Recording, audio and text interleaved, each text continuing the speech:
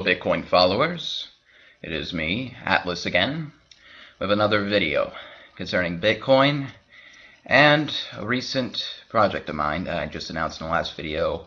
I'm going to call it Project Mainstream. And the goal, again, is to market Bitcoin to a larger, more mainstream audience. So first off, I want to address some criticisms. The first one concerning my statement. I claimed that Bitcoin was a good way to save your money, it's a sound investment, and so forth. And I will admit that in the short term, no. Bitcoin is not an ideal investment to keep your money safe if you want to get it out really quick and how much you kept it, because it's volatile, and that's only because the community right now is small and emotional. One rumor goes in a small community like this and the price goes down. It's like a very small group of school children in, say, a high school. It's not emotionally stable in any case. And that's what I'm trying to solve in all this. I am trying to get the group, the beneficiaries and benefactors in the Bitcoin ecosystem, growing. And once we have a larger number, the stability is increased, because there's more interests and there's more use. Now, we have dissidents, people who are against my message, that claim, "Oh, Emmanuel, I like the Bitcoin's $5. I don't have to worry about exchanges of worrying about a higher price and so forth. Why can't we just keep it the same?" Well, here's the problem.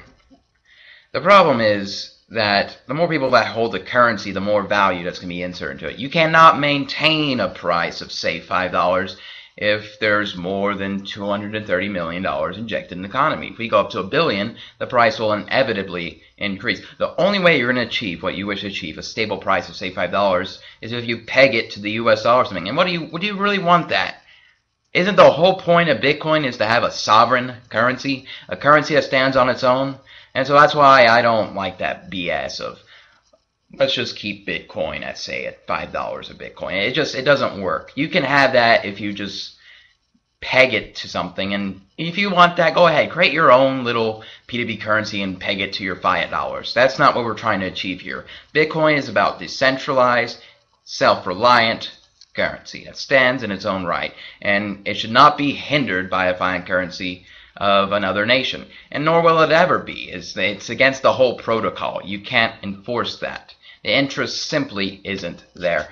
And so that brings me to the decline of today, $3. I regret not putting money in the bank the other day. Would have certainly bought. So everyone buy, because the long term, Bitcoin is bright. It has a luminous future, because if we look at the cores of Bitcoin, it mimics everything found in the money that our society is based off, gold and silver.